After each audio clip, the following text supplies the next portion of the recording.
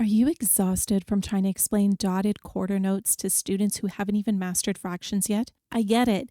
This abstract concept requires a completely different teaching approach than traditional counting methods. The reason your students struggle with dotted quarter note rhythms isn't a lack of musical ability. It's because we're asking them to make a huge cognitive leap from whole number note values like 1, 2, and 3 beats to fractional beats like eighth notes. We need to help our students feel these new dotted rhythms before giving them a name. So here's an example that uses the most common dotted note rhythm at this level.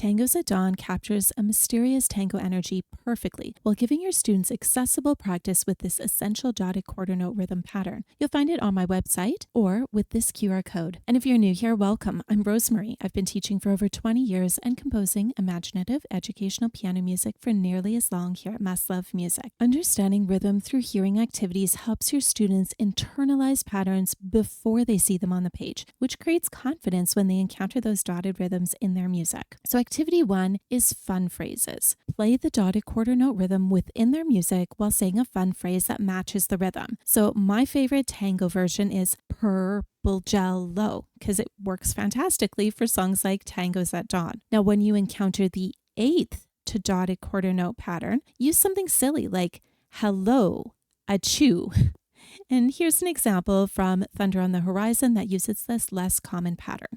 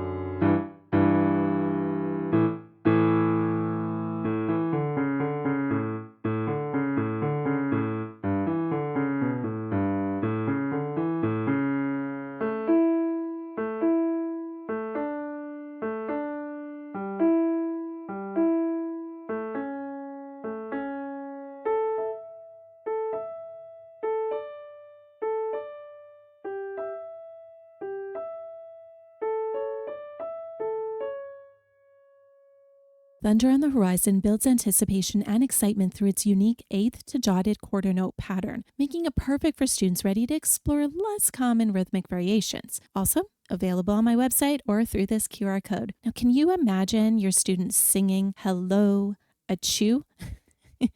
Some of my students have had tremendous fun hamming it up with pretend sneezes, yawns, and much more over the years. Do you have a student in mind as well with this one? So activity 2 is a lopsided walk. Using large muscle groups before fine motor movement helps students internalize rhythms naturally. So start with a steady walk on the beat to establish pulse and tempo. Then change your walk to fit the dotted quarter note rhythm, which automatically creates a lopsided walk. Activity 3 is mood. Now, rhythm plays a crucial role in creating the mood of a piece. In Tangos at Dawn, the dotted quarter note rhythm provides that iconic tango pattern, but it's followed by equally iconic flowing patterns with straight eighth notes. So how does the mood change between these sections? This awareness helps your students understand rhythm as musical expression, not just mathematical precision. Connecting physical movement to actual piano playing reinforces rhythmic understanding understanding while building those technical skills your students need for successful performance. So activity 4 is lopsided rhythm. So building on that lopsided walk, so in activity 2, have your student play the dotted quarter note rhythm as part of a broken chord bridge. So if you're playing the notes individually, so like A and E in Thunder on the Horizon, they can also practice a relaxed wrist movement as they rock between those notes. And if 2 notes feels really overwhelming for them, just simply switch to 1 note with any finger. Activity 5, fun phrase rhythm. So this is the playing version of what we did before. So building on those fun phrases, have your students say and play the dotted quarter note rhythm simultaneously. So rather than complex passages, just teach the simplest version of the pattern. For example, use just the broken chord version of the tango pattern in Tangos at Dawn. You wouldn't start with the version that includes the passing notes that you see in measure 2 for that particular piece. Activity 6, dotted quarter note improvisation. So give your student the pentascale notes from their piece. So if it's an A major, it would be A, B, C sharp, E, and F sharp. Have them improvise a melody using the dotted quarter note rhythm from their music. So again, whether that's the dotted quarter note is first or second. And this works especially well with less common patterns like those in Thunder on the Horizon. You can then add the chord progression to create an impromptu duet if you want. By the way, for more inspiration, your students can practice this concept in my videos specifically for them, and it should be here. These dotted quarter note rhythm activities work because they connect physical movement to musical understanding. When you want to create genuine student interest in your studio, you need a flexible teaching approach, and my newsletter shares more pedagogically sound strategies like these, plus ready-to-implement activities and educationally designed sheet music that students love to play. By the way, you can even influence upcoming resources. So sign up for the best piano email ever. Link is in the description or scan the QR code on screen. Linking physical playing experience to visual recognition helps your students confidently identify and perform dotted rhythms when they appear in new music. So for activity 7, use pattern recognition. Use a copy of the music. It can be behind a page protector. You can use colored tabs or even a digital version, which is what we use the most often in my studio. If your student hasn't seen the pattern before, mark where the first dotted quarter note rhythm appears and then have them mark the rest. Now, like I mentioned, we use this a lot in my studio. I teach online and my students love annotating the screen. For this particular activity, we use shapes rather than stamps so I can see that they truly recognize the full pattern.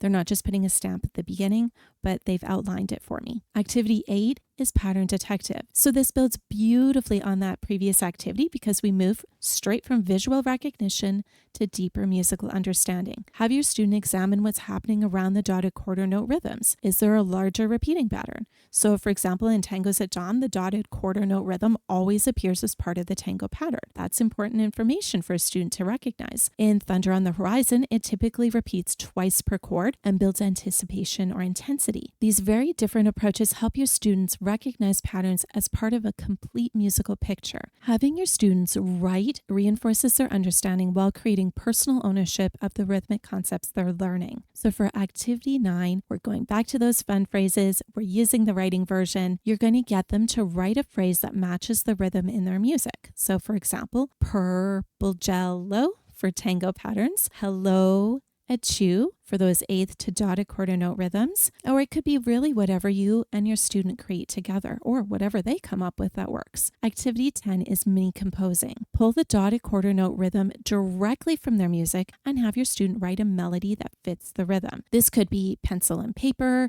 it could be whiteboard and marker, or digitally.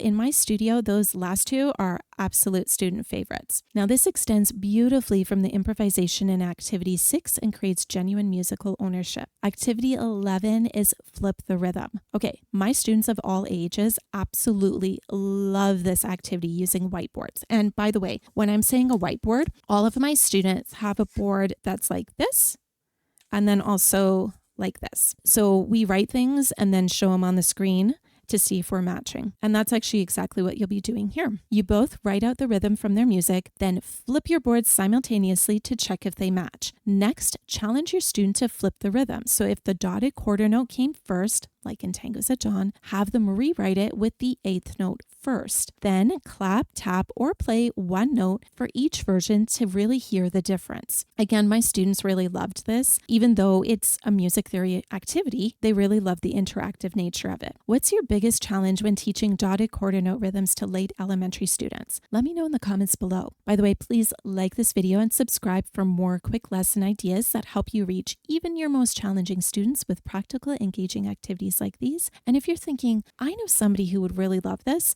make sure you share with them as well. Help your students develop genuine musical intuition with these dotted quarter note activities. They'll appreciate it. So here's some ideas on teaching shifting hand positions to help your students play complex rhythm patterns like these smoothly and confidently. And by the way, next week, we're exploring various approaches to chord patterns. Thanks and happy teaching.